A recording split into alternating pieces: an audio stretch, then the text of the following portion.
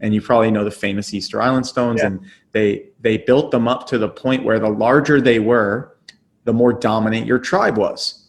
Well, to move these large stones around, they got so big, they needed to start using wooden logs. So they had to chop down trees, turn them into logs, and that would help roll the stones and then lift them up eventually so they could stand tall. Well, what happened was the other tribes caught on to this, and so it was a competition of who could build the tallest stones, and they ended up deforesting the land. Wow. And what happens when you deforest the land? The animals die. What happens when the animals die? The food supply decreases. And what happens when the food supply decreases? The humans started eating each other. So cannibalism is what occurred, and ended up killing everyone on the entire island except like 100 people of one tribe. Welcome to the Phil with Forbes 30 podcast. This is Phil Michaels, Forbes 30 Under 30 entrepreneur and performance coach. Every year, Forbes names the top 30 entrepreneurs, leaders, and stars in the world. And each week, I bring you one of them to help you level up in your life and business. From celebrities like LeBron James to Kylie Jenner and Cardi B, to entrepreneurs with companies like DoorDash, Instagram, and YouTube, you're sure to learn from the list. Thanks for spending time with me today. Now it's time to level up. Level up. Welcome to Phil with Forbes 30 podcast. Today we have a very special guest. He made the Forbes USA list in 2020, this year, for the venture capital category. He's an MBA from UPenn and early stage investor at Floodgate venture capital firm. He was previously the managing partner of the Dorm Room Fund that was famously focused on student-run startups, where he made more than 20 pre-seed investments in startups built by student founders. Before venture capital, he managed the famous Square payment device that I know you've heard of. Please welcome my very special guest, Shawn Xu.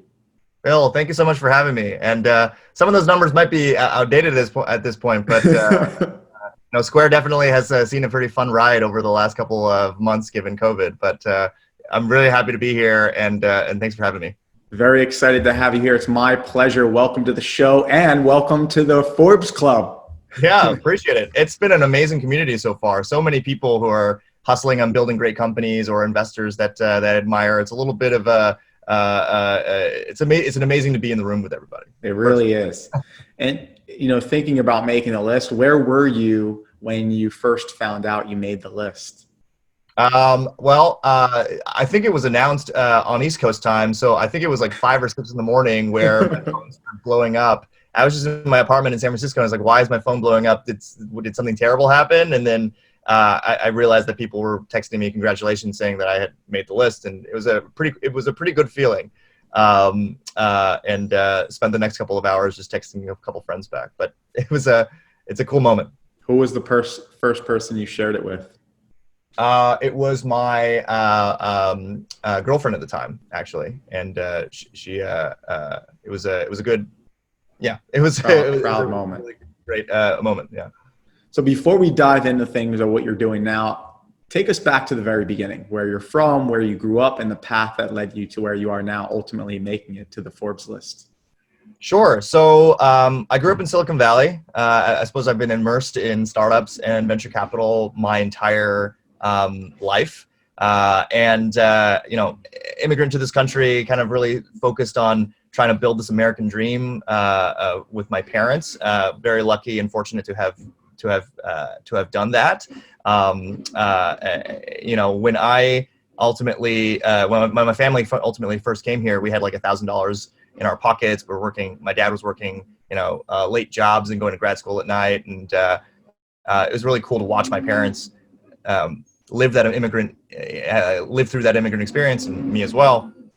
Ultimately in my career, I was really focused and passionate about helping companies go international. So thank you for that awesome bio. But I cared about helping American technology companies go into markets in Asia, markets in Europe, markets in Latin America. And so for me, that's how I landed at Vungle and Square, and managing the work there to go to those frontier markets. markets. I was also on the founding team of a YC startup, like you mentioned, and that was very formative in helping me think about how to do 0 to 1, what good looks like, how to think about building something that people actually love and want and desperate to buy. Somewhere along the way, I was really, I wanted to pause and spend some time thinking about geopolitics and international affairs and globalization. A lot of stuff was happening in 2016 at the time. President Trump was elected and saying a couple things that I didn't necessarily agree with regard to international institutions.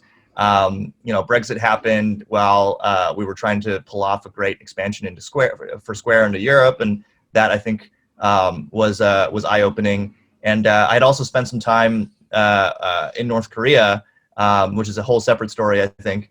But suddenly they're starting to say that they're gonna build nuclear missiles to bomb the United States, and all these things were happening in a way where I felt like it was important for me to spend 2 years and take a back seat from entrepreneurship and startups, and really critically think about how it all fits together. And so that's what brought me to Penn, where I was in the Lauder Institute and the Wharton program, got my MBA there and a master's in international affairs, and fell in love with investing.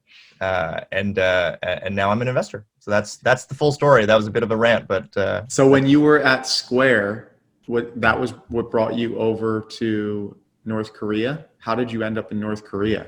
Yeah, it was not Square. It was actually at Vungle. One of the execs there had participated in a program before and suggested I'd check into it. Referred me to the folks that run this program, this nonprofit called Chosun Exchange that's based out of Singapore, and they take delegations of technologists, entrepreneurs, executives in general, and they take them to North Korea to mentor entrepreneurs. At the time, I think there were quite a few experiments in private sector entrepreneurship, although they wouldn't say exactly those words, private sector or capitalism or entrepreneurship. But there were people starting the first, cafes and breweries and restaurants and grocery stores in the country. And I felt it was really important to see it for myself, understand it. Fascinating experience. But it definitely, I went with a delegation of other technologists and Silicon Valley folks. And, one of the people that I met there, took me to the side and said, we will not advance as a country until we have open, free access to the internet. You would never expect a person in North Korea to say that. I certainly didn't. But they know what's out there, and they know what the path is to kind of sustainable development for their country looks like. Some that they say openly, some perhaps not, but fascinating experience, and really solidified my point of view on how do we think about global ecosystems. What was the most surprising or interesting thing that you learned while you were there? Because it sounds like you had such a unique, rare opportunity to see North Koreans firsthand. I mean, we only get to see what is shown in the media, and obviously there's some leaks and from some of the Asian news portals. But what did you learn?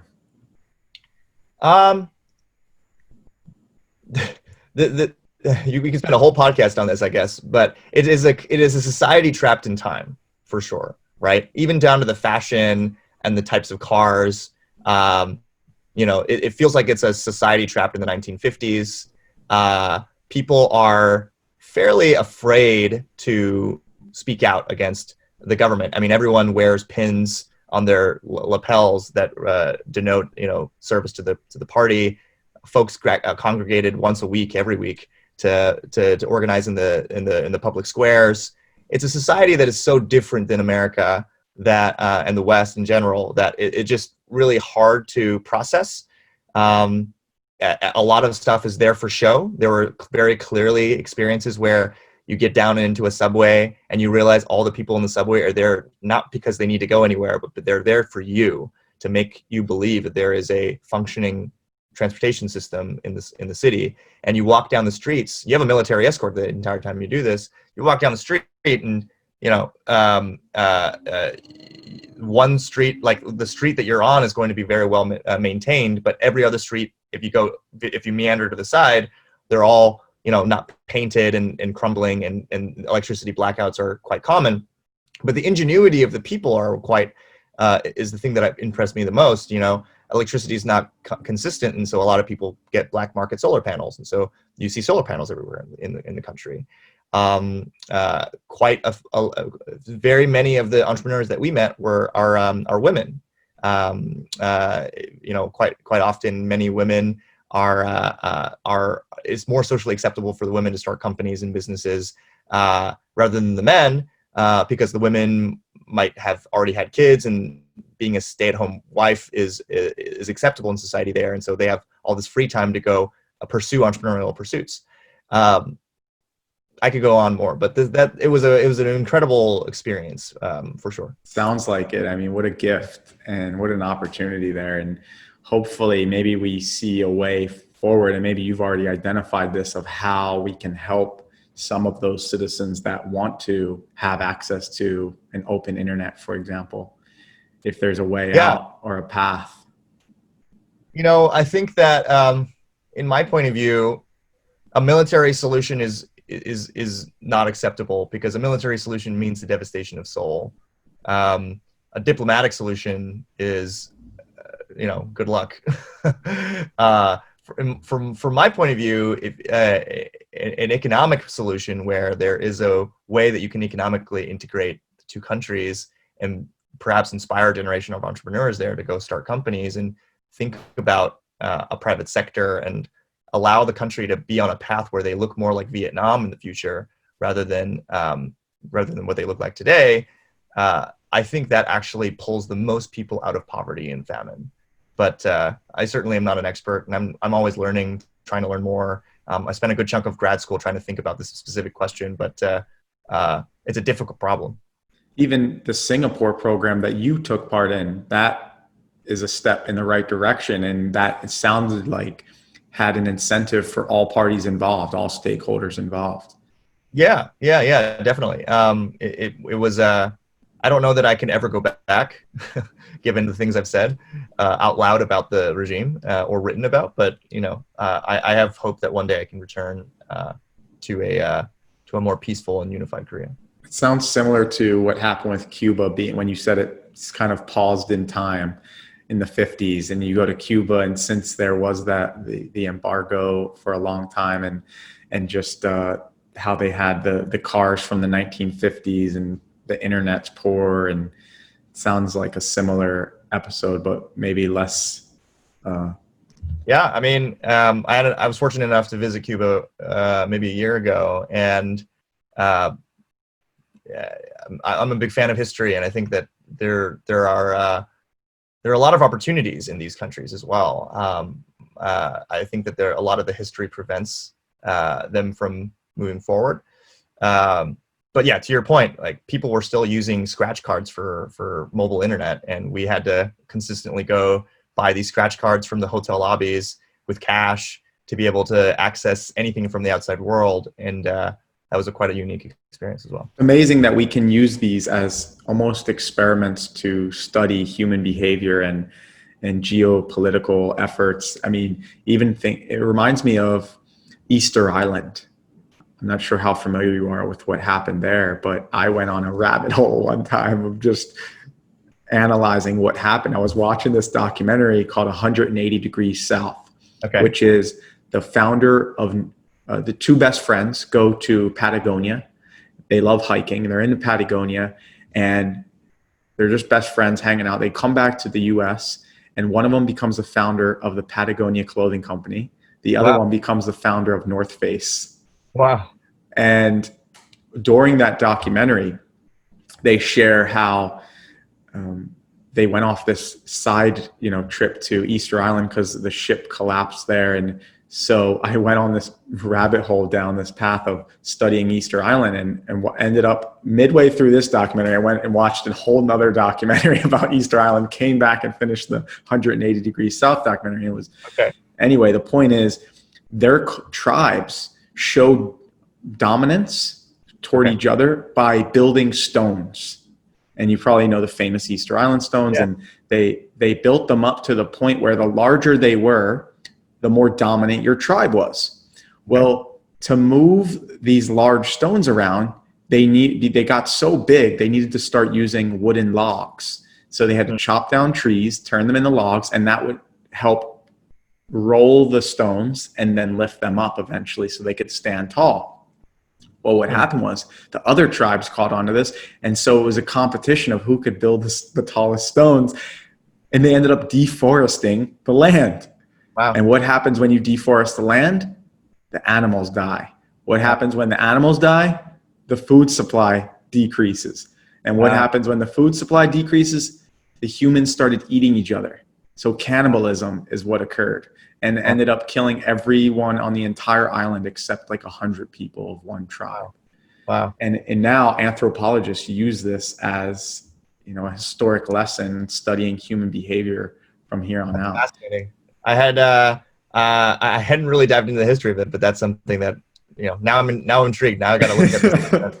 We could probably talk about that for hours, but you know, thinking about your journey. So you're in North Korea, you go to Square, you get your MBA at UPenn, and now what transition from you working at Square and Vungle to where you're at now with Floodgate? Yeah, so I was while I was in school, that YC company I had mentioned a while back. You know, one of my best friends from childhood actually started it. It's one of the first nonprofits YC funded, called Bay's Impact. We were building pretty interesting data infrastructure for government agencies and nonprofits. I think for me, the dream was always to do this in other countries, and still very much active in France. But I think we ended up sticking to the US and France as the core places to operate. In any case, one of our board members was a partner at Kleiner Perkins. His name is Anjane Midha, great founder now of this company called Ubiquity 6. But Anjane was on the board and offered us great advice. Was very wise all the time. And later I learned that he founded their seed stage practice and was doing all sorts of great stuff. And then I learned he was 22 years old. I was like, Anjane, how are you 22 and definitely under 30, definitely under, you know, all these, doing all this amazing stuff for a storied venture fund in Silicon Valley? How did you do this? And he shared with me that, well, I was a partner at this thing called Dorm Room Fund. And that's how I discovered Dorm Room Fund for the first time. And you know, it's a student-run venture fund backed by first-round capital. First round gives a decent chunk of capital for the students to invest themselves into companies that are founded by other students across the country. And I told Anjane, I was like, if I ever go back to business school, you got to introduce me to these people. And that's exactly what happened. I got to Wharton and the Lauder Institute, which starts the semester before Wharton. And I showed up and I said, introduce me to the people. And I found very much a kindred spirits in all the people that I met at Dorm Room Fund, all the people who are starting companies or thinking about early stage startups all the time. And very fortunately, I became a partner there through their interview process. And the rest is history. I mean, Dorm Room Fund was the foundational thing that allowed me to do all the other venture stuff. I made quite a bit of investments there, all pre-seed, small check stuff. But fortunately, some of them have gone on to do really interesting stuff and gotten follow-on financings from firms like Sequoia and Founders Fund and Felicis and Floodgate.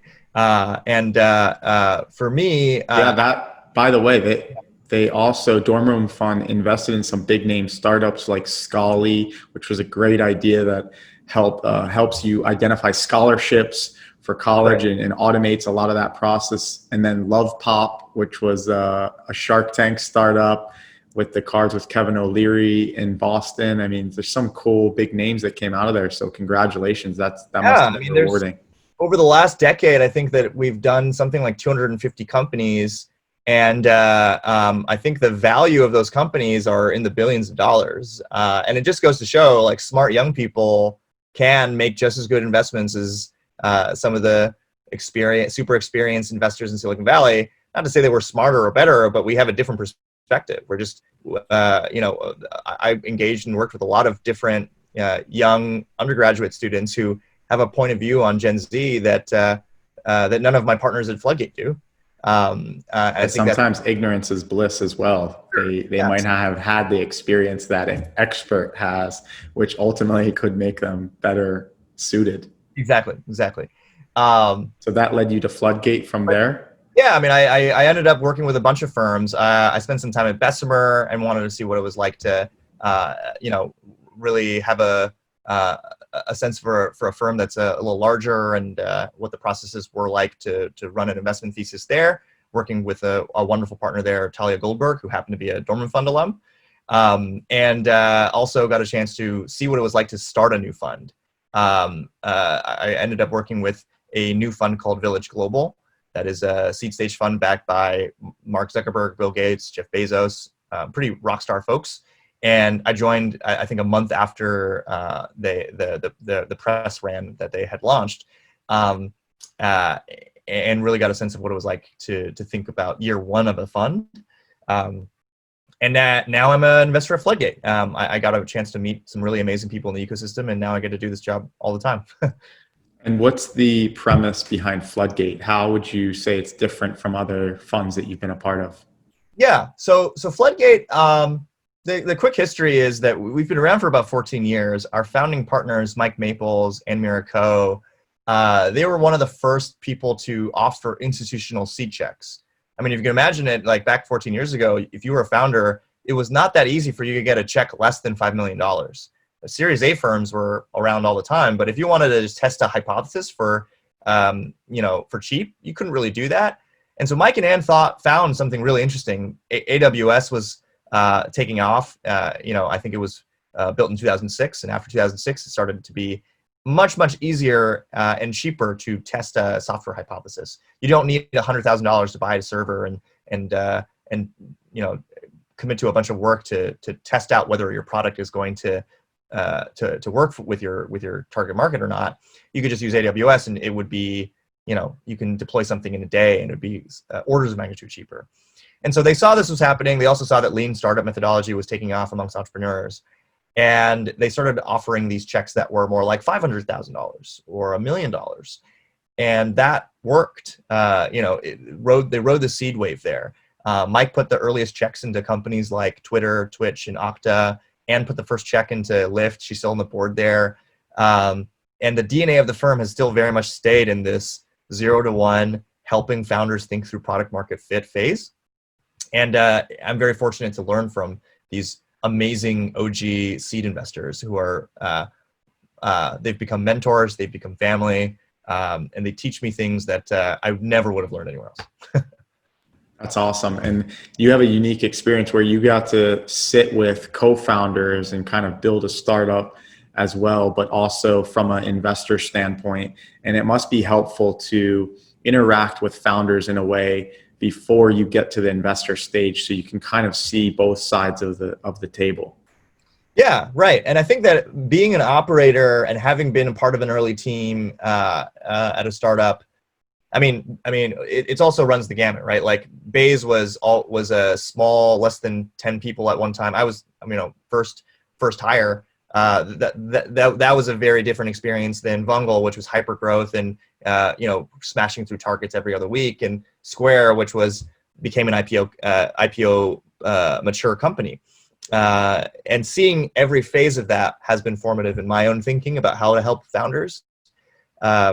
And it's made me build rapport with founders in a way where I can share, this is what we did at this company, this is how we should think about your product in this way compared to some of my other experiences. What's the biggest mistake now that you've seen so many deals come, across your desk? Yeah. What's the biggest mistake you think founders make? So I guess there's two. There's fundraising and building a company are very different activities. And I think that as a CEO, you have to do both well. In fundraising, I think that many people do not. There's a lot of people who are poor communicators, to be perfectly honest. I think fundraising is something you got to practice at. You got to work with a coach on it, I think. You got to get peer reviews on whether or not your pitch is decent. And you need to be able to clearly articulate passion, life's work, and that there is a path to massive scale for your business in a way where you also show very clearly and educate the investor. What is the problem? How deep does the problem go? How does my solution solve that problem? And why people are desperate to buy it yesterday, right? I think a lot of people don't know how to pitch well. And I think that they would benefit from having spent time with people really kind of focusing on this as an activity to nail, as an OKR to nail, right? With the building on the company side, a lot of folks, I think if you were to speak to my partners, a lot of founders end up doing something called fake growth, where they might be spending a lot of cash to acquire users, and they might be getting some good numbers, but it's actually the underlying fundamentals of why people buy the product, the value prop of the product, of whether the product sells itself. That stuff hasn't been figured out yet. And so a lot of founders rush into acquiring growth when it's not actually helpful. And so this is what happens when you have companies who raise, sometimes hundreds of millions of dollars and still fail, because ultimately the product needs to be looked at more than the sales machine or the go-to-market machine. In Like some way. vanity metrics. I mean, right. And sometimes that does work though. Like for example, Sarah Blakely with Spanx, she paid her friends to buy her product at Neiman Marcus to make it look like she was getting sales. And ultimately Neiman Marcus trusted in her a little bit more. And then ultimately it led to her getting those real sales. And Reddit's another perfect example. They faked their first 100 users to get a PG investment actually from Paul Graham. And there's a difference though between a couple hundred or a couple hundred people that are beta testing your product. Like that's the art of startups, right? What I learned from business school is that there's very much a science in building large companies, and there's tried and true tactics there. Startup building in the 0 to 1 is all art. And getting that first 100 users that are passionate about your product, there are creative ways to do that. What I'm talking about is going from 1 to 1 billion, and you can't brute force that. You can't. That's like the Theranos story versus the Reddit or Sarah Blakely story. I could see that. I like how you put it. It's more of an art rather than a science. Whereas once you're later stage, it's more of a science. Because to get off the ground, okay, that makes sense. But if you're still paying for the sales to happen, then there's probably an issue going on, or the product is wrong and something needs to change. Sure. Yeah. I mean, I think that's why I think seed investors, I'm so excited to be at a firm like Floodgate and to have been mentored by folks at First Round like Josh Koppelman and Finn Barnes, because there are different universes, right? The 0 to 1 company building phase and the post product market phase are just worlds apart. There's this guy, Tom, who's the founder of the 10-10-10 event. Okay. It's out of Denver. He worked with Steve Jobs' mentee actually. And his whole philosophy is that investors vet about 1,000 deals per year, maybe, and they'll maybe invest in less than 10%. And yet an entrepreneur, they vet maybe 3 ideas and they decide to go all in and invest their time, their energy, their money, the stress before they vetted enough ideas. And so his philosophy with 10-10-10 is 10 entrepreneurs, 10 ideas in 10 days. And let's see if you're the right entrepreneur for the right idea. He says it's basically irrespective of the idea or the entrepreneur. It's, are you the best entrepreneur for that idea? Meaning, do you match up well to take it to the next level? And they've done 6 cohorts so far. Cool. And they have about a 20 to 30% success rate, which is, it's good actually. If you only have 10 and 3 of them end up matching and take the company to 5 years or 10 years and later, then their algorithm is basically working. You have to meet certain criteria to even be one of the 10, like having X amount of successful exits. But it's a pretty cool idea, and similar to, I think, what an investor does is they vet more before they decide to invest all their time, energy, and effort into a business. Whereas an entrepreneur, how could an entrepreneur do a better job? Do you have any thoughts on that? How can an entrepreneur do a better job at what exactly? Vetting the ideas before they decide to go all in. So actually I have a great response to that, I guess. My partner, Mike Maples, he is very strong at figuring out the ideation phase of a company's journey. He has a framework called backcasting that I would really encourage anyone to read. He has an article out about this, and he's been noodling on what the specific kind of framework is, and I'm spending time with him. But the major concept here is there should be a framework for being able to determine whether your idea is good or not, right? And the way that we think about backcasting, so it's just forecasting but working backwards from the future that you think is going to happen, is to think about inflection points first.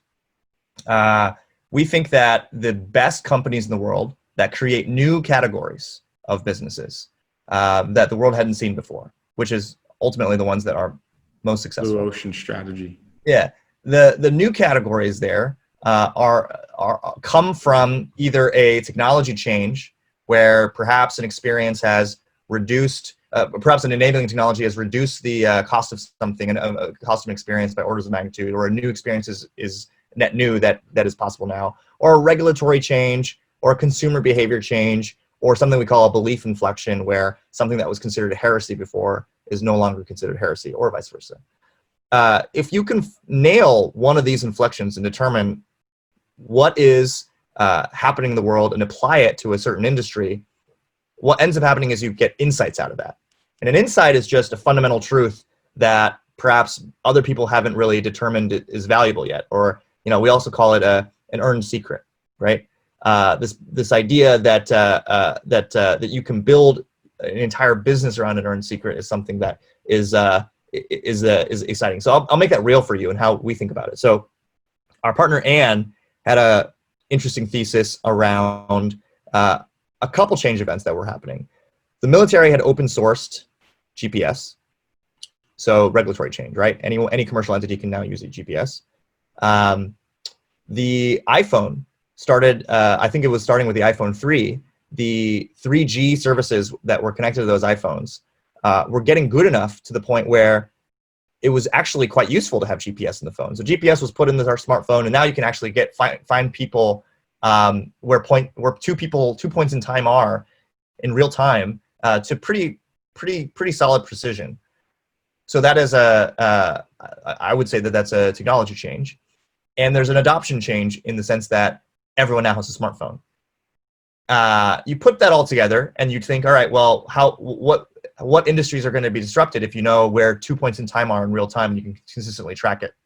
And so I think at the time she was thinking through logistics and how and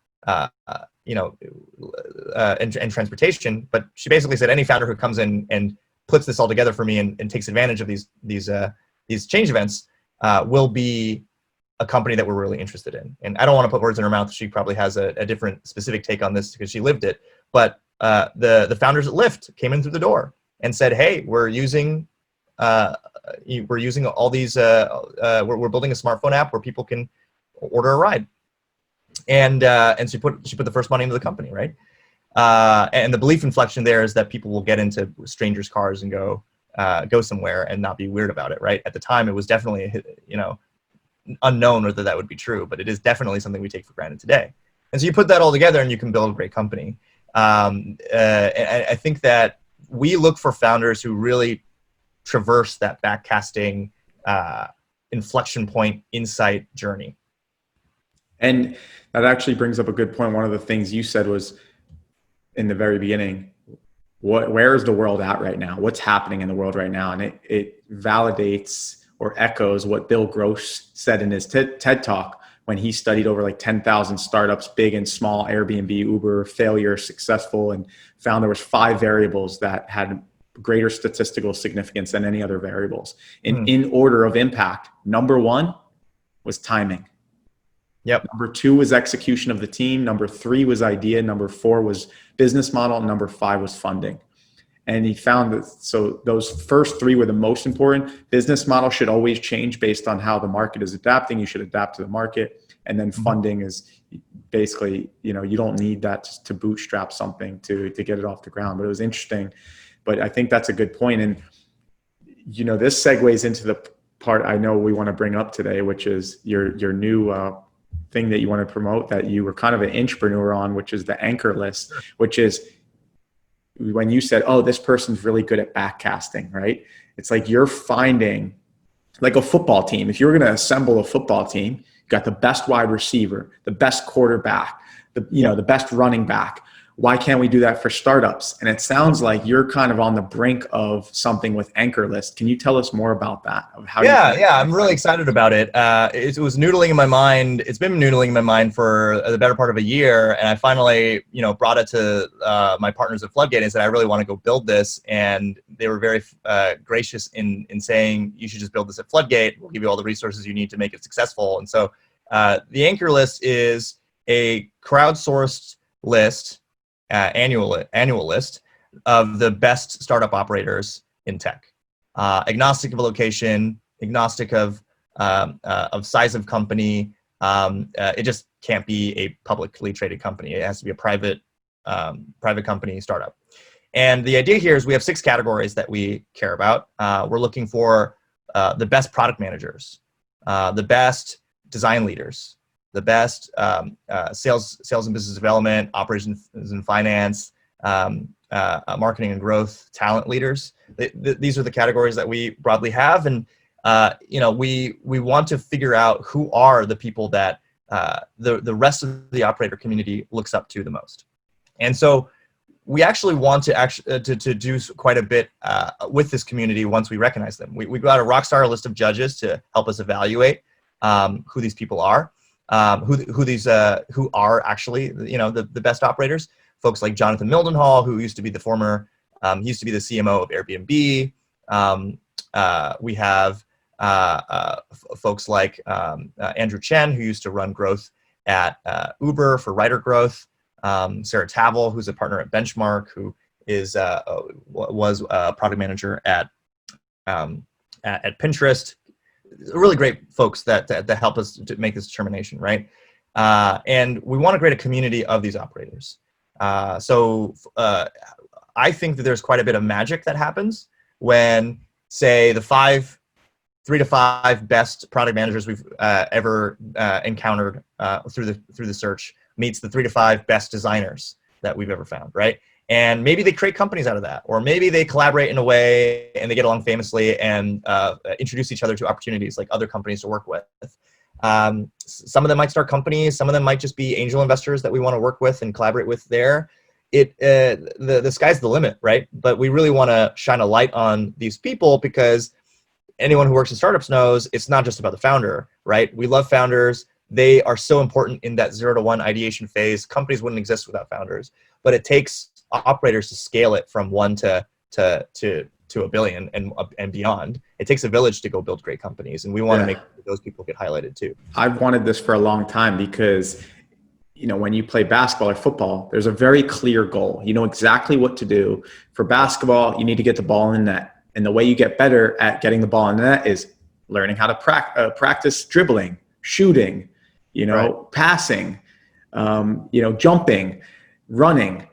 But with business, it's still kind of ambiguous. It's got an art and a science to it. And it seems like we're starting to get more and more data to identify what is the best positions for the team. And it sounds like you got 6 categories. So there's like 6 best operators, 6 best positions. And then how do we fulfill those positions? So what's the criteria that makes a good shooting guard or point guard, for example, or product manager in your case?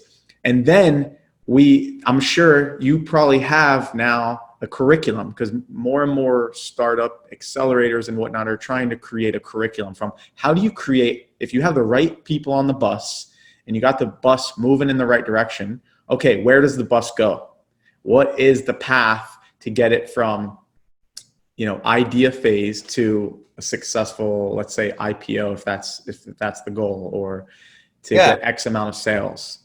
Yeah, I don't have a good answer for you. To be honest, one of the reasons why we wanted to put this together, this great community together, is the people who know the answers to that for their particular domain area is going to be the people on this list. Where it all fits together is perhaps for your question. That takes great leaders who are great founders and entrepreneurs who can weave the teams together to create a cohesive vision. I don't think it's just entrepreneurs who can do that, but for us, at least at Floodgate, we spend a lot of time thinking about this product market fit journey, right? And that you need so many different elements to figure out that to figure that out. Ultimately, I'm going to borrow something from Andy Radcliffe, who is a friend of the firm, and I think his thoughts on product market fit are very correct here. You want to just buy something or you want to create something that people are desperate to buy. That if you came along and you built something and you handed it to them, they're going to go wide-eyed and say, "Where have you been all my life?" They'll pay you extra to skip the wait list and go front of the line to try your product because they've been wanting it their entire lives. And so how do you navigate that? There are elements. A lot of that is the ideation phase, right? That's where the true kind of strength of the founder comes in, and figuring out with that backcasting framework I mentioned, how do you actually figure out whether your idea is worth any salt? And then you engage with these operators to really scale it once you figure that out, right? Yeah, because it's a different skill set to be a founder. And like, I love starting it. I don't like running it. I'm not an operator. It's a different personality trait. It's, there's one person that's a visionary, and then there's other people that like managing people and doing day-to-day tasks and taking that company from startup to a huge company.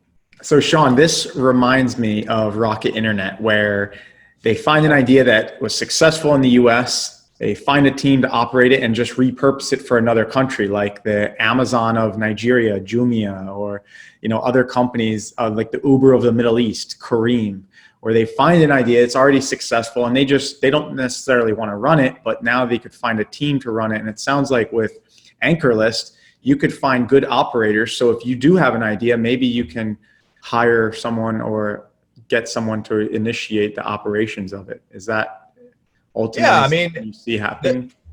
Sure. I think we have a specific point of view on the types of people we want to recognize. And on the one hand, yes, these are people who have helped scale to massive scale for a lot of great companies, but we really also care about people who can do the 0 to 1. So the point of view that we have is we're trying to find people that, if you were to start a new company tomorrow, say it's a Rocket Internet company or any company really, these are people that you can trust to entirely own a category or a function of the company, whether that's design or product or operations or some of the other categories I mentioned, right? They can just hit the ground running. First 90 days, you already know they're gonna kill it, and they're very thoughtful about how to scale in the 0 to 1 phase as well as the 1 to N phase. In the long run, we would love to introduce some of these AnchorList awardees to interesting companies and opportunities that they would want to work for. Some of them might be our portfolio companies. Some of them might want to start new companies themselves, and introduce them to co-founders or perhaps where they find a co-founder and someone on the AnchorList. That's all potential that we want to explore. Yeah, like AngelList. We recruit a lot from AngelList. And then if you're looking for a co-founder, Co-Founders Lab. It sounds like you're becoming like the AngelList, but for those that operate startups. And I see a lot of value in that, even for my own company, if you open it up to other startups that want to hire from it. Yeah, I hope so. We're year one, right? We're going to try to build the best community that we can. That we're going to try to be authentic to it. We're not going to try to force anything. If we do this podcast a couple years from now, I can give you a rundown of how it all worked out. Yeah, we'll do our next episode as a catch-up call. And, thinking about your journey and moving forward, maybe by the way, for those listening, go to anchorlist.com to find out more about Shawn's journey with this entrepreneurial program. I'm excited to see the progress and witness the success. But thinking about your journey, what would you say is the single most important attribute you have that has ultimately led to your success? For me, I think the thing that I have really counted on the most is network connectivity, which is not necessarily the most defensible thing. A lot of people who can hustle and network their way into really great opportunities, and that's something I'm cognizant of often. But for me, it's really building these authentic relationships with people who care about the same problems I care about, who are interested in building companies, or who are just thinking about the next steps in their careers. And for me, I really want to help where I can without ever expecting anything back, right? And for me to do that and consistently hold that mentality throughout every single person I meet. You can learn something from every single person, whether they're a very fancy CEO, whether they're wealthy or whether they're the opposite, whether, they perhaps didn't go to college or, work for minimum wage. You learn something from everybody. And to the extent that you can be gracious and offer help to anyone who needs it, and then foster these relationships in an authentic way where you can help each other and in just a larger kind of larger tribe, let's say, like that's been really helpful for me and something that I actually really look forward to for Forbes 30 under 30, because that's that same mentality exists in a lot of the people I've met. Relationships are so important, and fostering and facilitating a network of community globally, it makes me think of the word Rolodex. I mean, back in the day, you say, let me tap into my Rolodex, and Rolodexes are antiquated now. I'm sure some people listening might not even know what it is, but it's essentially this little wheel. You used to have all these cards with your contacts on it in paper format. So it's very interesting. But thinking about relationships, one of the most important aspects of relationships is gratitude, giving back, like you mentioned. Mm-hmm. And I love unique and cool ways to give back. What's one of the coolest or unique ways that maybe you or someone you know has shown gratitude for someone? It's a great question. I think that I have learned a lot from watching Jack Dorsey run his companies, Square and Twitter. And when I think of a gracious leader, I think of Jack. And I think that's really influenced my own life. So I'll give you an example.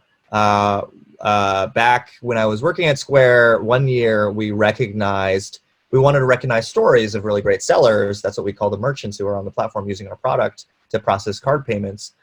And one of the merchants he recognized was a man who is a Syrian refugee who left and fled war and came to, I think it was Knoxville, Tennessee, and started a really great falafel stand. And he started that business with a Square reader, and he grew that business into a real restaurant. And ultimately, Square chose him as one of the sellers to tell a story about. There was a whole great story about what it means to be American and what it means to give back and how they've built like great the business. American dream using Square. Right. Exactly. How they explaining the American dream and how they were able to build that or start that at least with the Square reader, which was a really impactful thing for me as someone who really cares about global issues. In any case, for our Christmas party, Jack invited him to our Christmas party, annual Christmas party, and presented him to everybody. And I had a really great chance to meet him, and it was wonderful. And I basically said, I'm an immigrant too. Thank you for sharing your story. You're gonna make it just like everyone else. And it was a wonderful way to kind of show everyone at Square what we're really building for and who we're building for. And for that particular seller, Jack also gifted him a substantial amount of Square equity as well, and said, "This is your Christmas present." I think it was like a six-figure gift. I think, but gifted him the equity, made him feel like a rock star. Flew him out from Knoxville to introduce him to all these people at Square who are all building products for him, right? And people like him. That to me is a gesture of true graciousness, I think. Unbelievable. That is a beautiful story. Do you remember the name of his company? The falafel company? That would be cool to just like look him up, see where he's at now. I think it's Yassine's Falafel House. And I think that if you go to, there's a great video, Yassine Falafel, that Square produced. The awesome video team at Square produced it, and the creative team as well. And I think that it's a beautiful video. I would recommend checking it out. Very cool. We'll check that out and put it in the show notes. And thinking of these scrappy hustle ways to give back, what about fostering relationships? Do you have a good example of how you maintain these authentic relationships or build them? And then also from the scrappy hustle side, is there anything you did that was scrappy hustle, like in the very beginning stages of your career that maybe you couldn't have revealed in the beginning, but you're willing to share now? Sure. I mean, how to stay in touch with great people. For me, I mean, I have little hacks. Like I make sure that I have a reminder on my calendar, spaced out once a month to people that I try to keep in touch with once a month. And I'm making a point to set up time to do coffee or a virtual coffee these days, or a phone call, just to make sure that they know that I'm thinking about them and that they matter to me. That applies to both friends and people you work with in a professional setting. But I also host, pre-COVID, I used to host wine nights at my house. Every Wednesday, every other Wednesday, I would bring together a group of people, usually a small group, like 6 people or 8 people. And we made it thematic. So one time we did a session on what are we thinking, like hot takes on what 2020 will bring us. I don't think anyone could have predicted what 2020 would bring us, but we had a session on that, right? We had a Asian American entrepreneur night at my house once. We had a future of work entrepreneurship night at my house. And so I get in the habit of trying to host these things frequently and try to foster small group relationships. And I think that's been very helpful for me. And these days it's harder because of COVID, but I think it's still quite important to do that through House Party or Zoom or anything like that.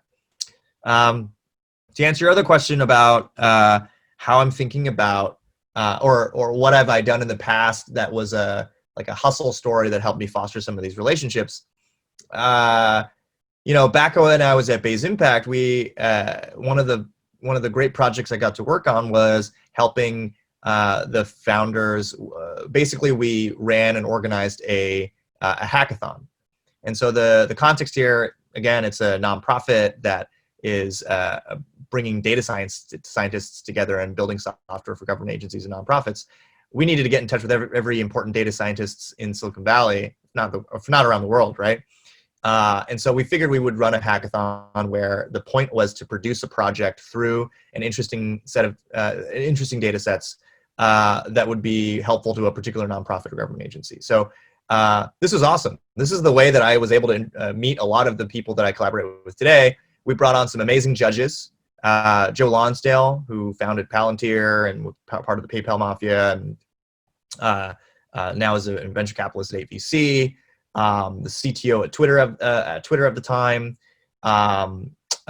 We had some awesome prizes. So we said anyone who wins, you're going to get lunch with Alexis Ohanian, who founded Reddit, or Jerry Yang, who founded Yahoo. Like amazing people. Like people care a lot more about these unique experiences, I think, especially this set of people, more so than cash or credit cards, gift cards or whatever.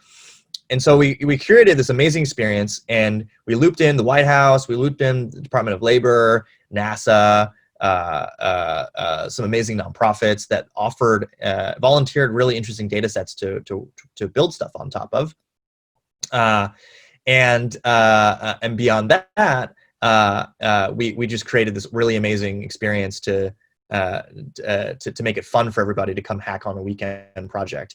At the end of the day, we did all of that and didn't pay a dime for anything.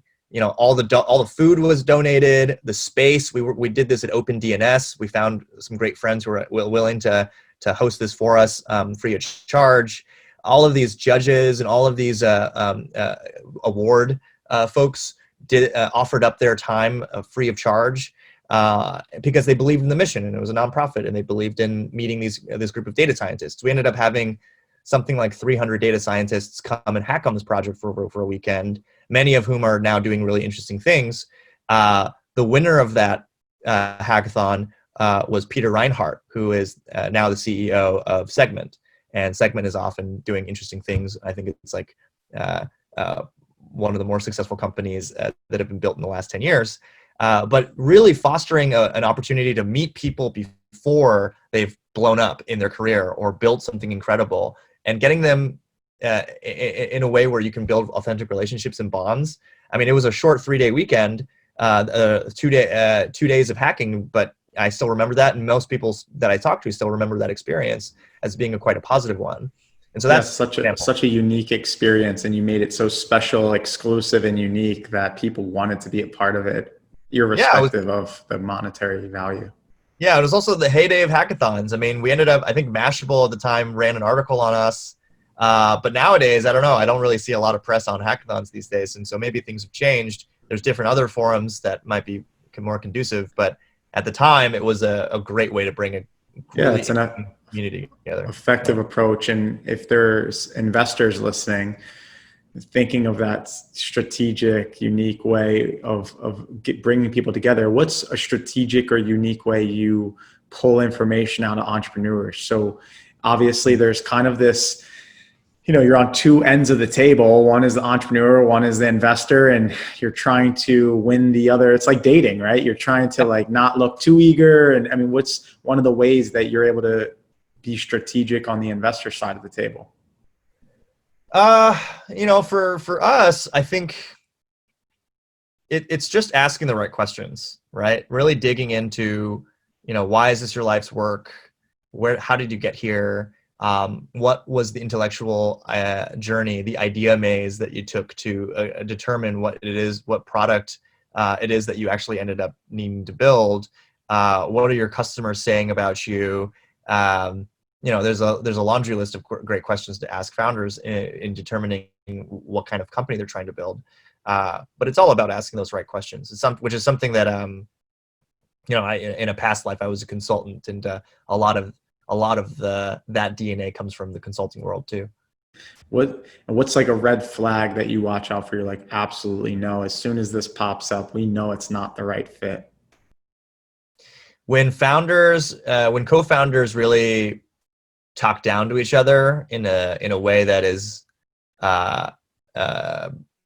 inappropriate, I think that you can spot a lot of those co-founder disagreements. So like when you just look for who is talking more, right? And when someone tries to speak up, the other co-founder, the person who's speaking less, how are those co-founders interact, managing that, right? When someone talks over another person and doesn't let a co-founder get a word in, or talks down to that co-founder and says, no, let me talk about this. Investors pick up on that. And so much of a company is dependent on the senior leadership and the founders of the company, especially in the early days.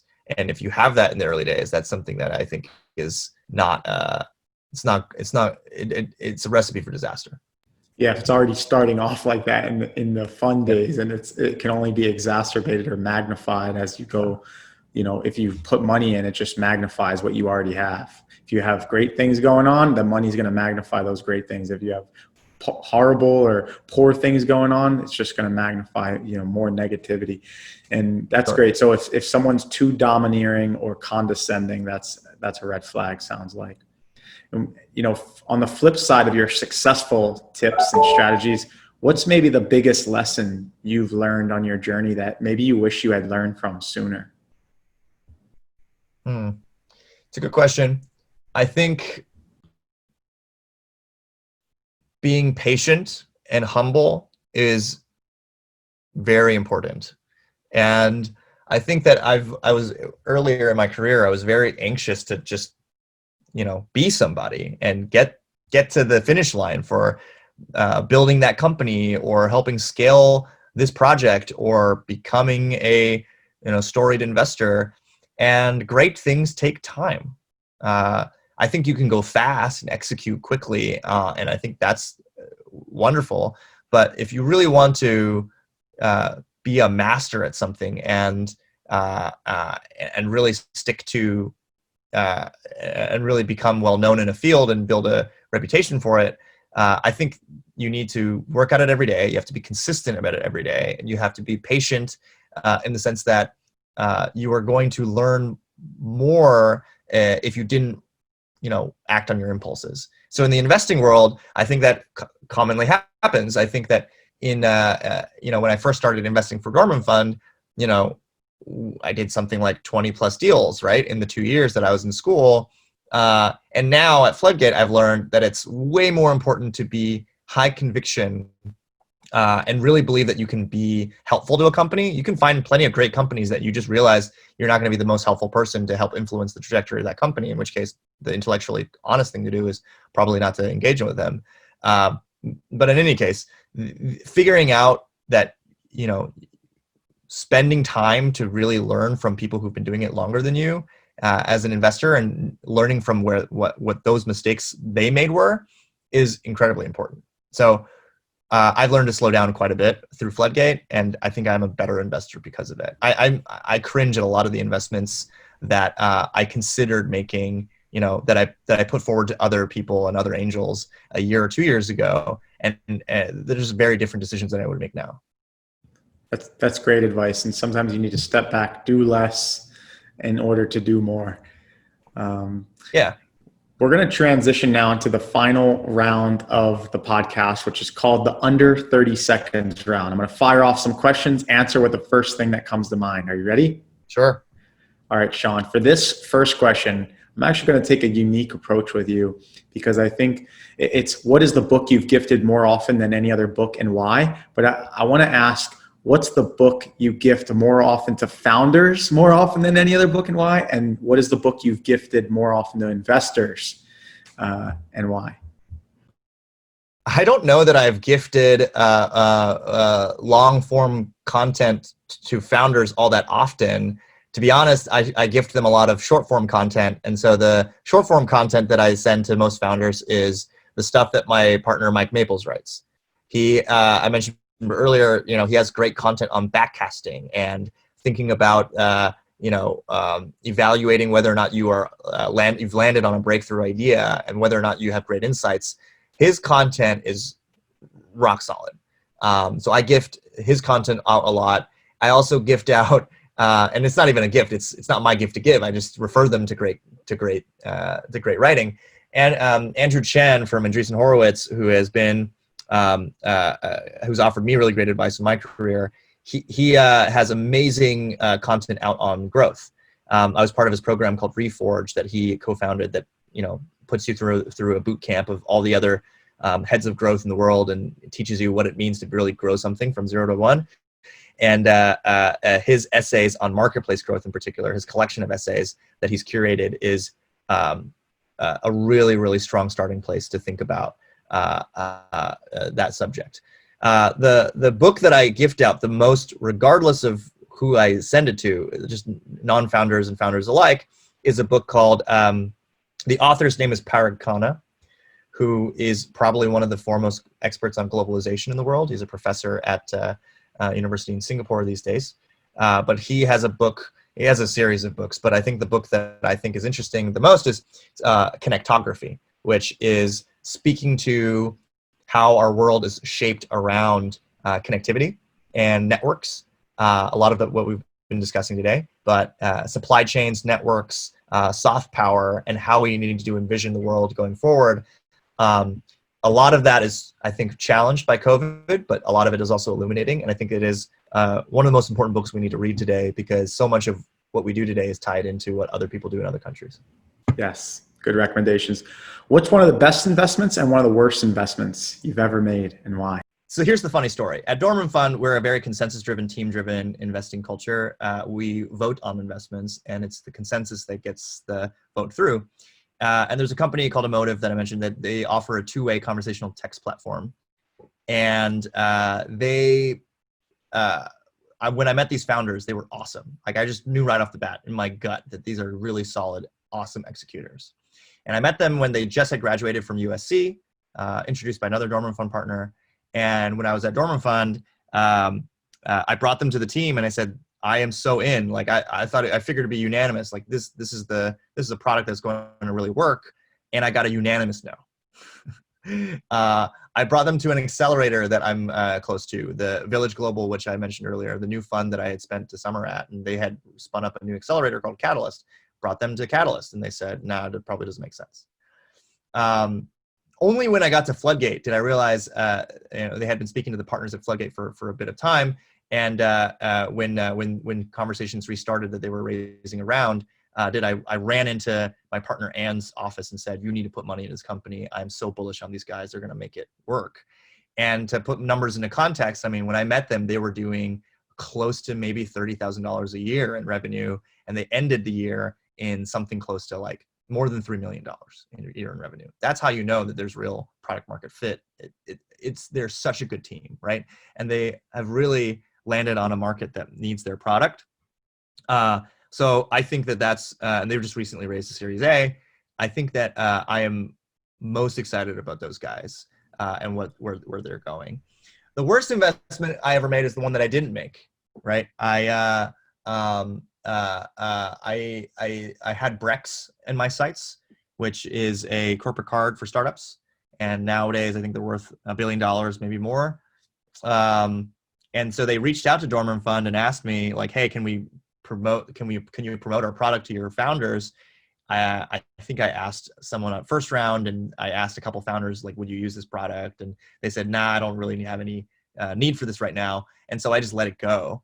But lo and behold, if I they're extremely successful now. If I really dug into it, and if I had,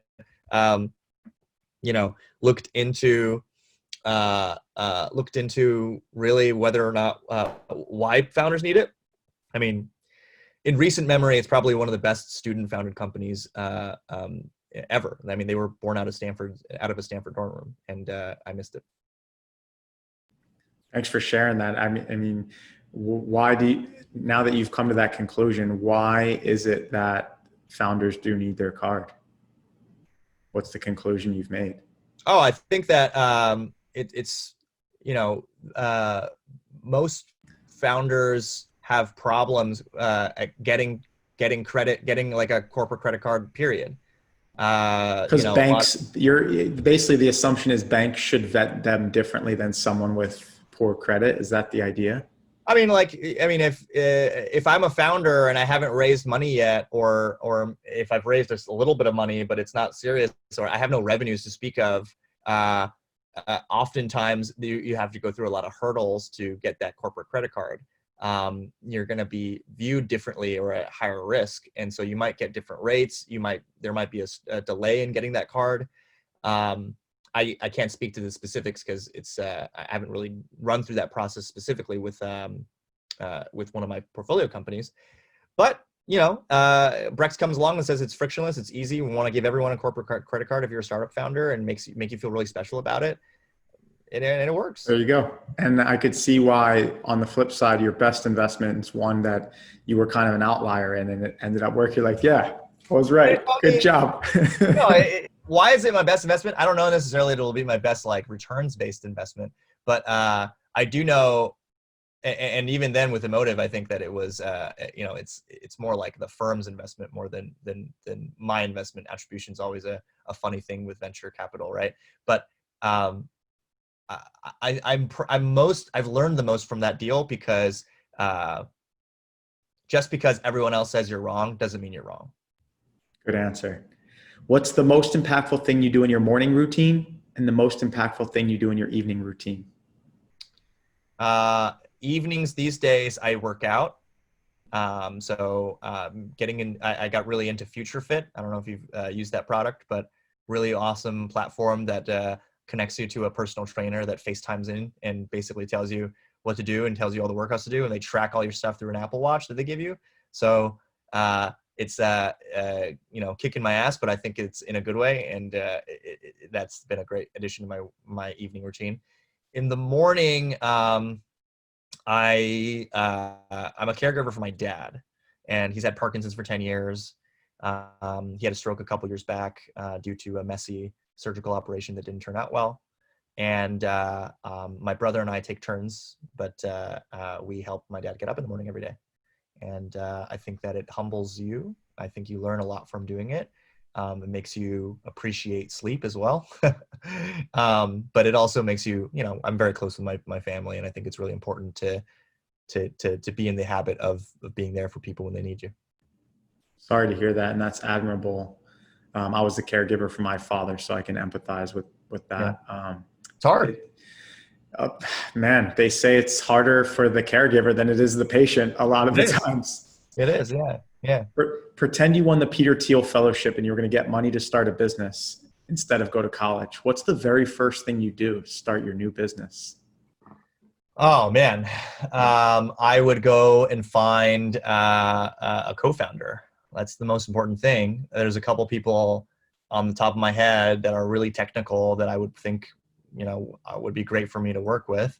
But I'd be co-founder dating. And if it takes 6 months or it takes 6 years, it doesn't matter. Like I want to find that person, and hopefully it doesn't take 6 years. But I really want to find that person. And two, that backcasting methodology I mentioned with Mike, I would go spend I would spend time with people who are really living in the future, as Mike would say, who are in the areas that I think are interesting.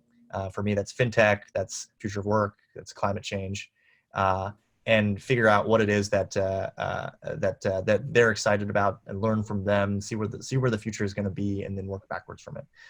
With that co-founder, hopefully. I think that's what I would spend my time doing. Good one, Shawn. And last one, what's something you never knew you needed?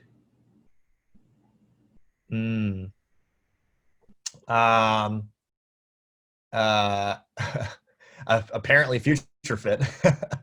I used to be in shape when I was a kid, and I am not. And I thought it would be like, oh yeah, it'll be fine to just get back right into shape. And then realizing that a personal trainer is actually, to your point, like you need trainers. Not everyone has coaches, but Olympians all have coaches, right? And I think that is true in every aspect of life. For something as simple as personal fitness, I definitely needed a coach. Boom. There you go. Thank you so much for being here today, Shawn. Before you go, what's the next big goal, milestone, or bucket list item you want to achieve? Well, I want to make sure that I make that Anchorless gets off the ground and the great community gets built there. I'd love to help my founders succeed, and also meet the next unicorn founder and help them succeed. So that's immediately on my mind. If any of you founders out there are interested in chatting, just jamming on various subjects, whatever it is that you found interesting in this podcast, let me know. I'm just Shawn@floodgate.com. And where do listeners go to connect with you directly outside of your email? Do you prefer LinkedIn, Instagram, Twitter? I'm on all of them, but I think that LinkedIn and Twitter are where I spend most of my professional time. So @Shawn Xu is my handle on Twitter, and on LinkedIn, you can just search my name and you'll find me. And I'll put that in the show notes. It's spelled SHAWN, and last name is XU. And what about your readings, your writings? Do you have a Medium account, or where can we look at some of the writings that you've written in TechCrunch and etc.? I periodically write. Probably should be doing more these days, but if you just go to Medium and search my name, or medium.com/@Shawn Xu, I think you'll probably find me, and that's where a lot of my existing stuff is. Great. Please go connect with Shawn. Thank you, ladies and gentlemen, for being here today. This is Shawn Xu with Floodgate venture capital firm who helps entrepreneurs get to the next level. We learned so much today: how to learn about product market fit, red flags to look for as an investor or entrepreneur, and his unique story in North Korea. Shawn, thank you so much for being here today. It was such a pleasure. Thanks, Phil. Really appreciate it. I hope this episode helped you as much as it helped me. Have an amazing day. Thanks for joining us today. I hope this episode helped you as much as it helped me. Who do you think would benefit from hearing it? You can make an impact on their life by sharing it now. Before you go, I encourage you to tell us your favorite part of the episode in the review section. Now it's time to level up. Level up.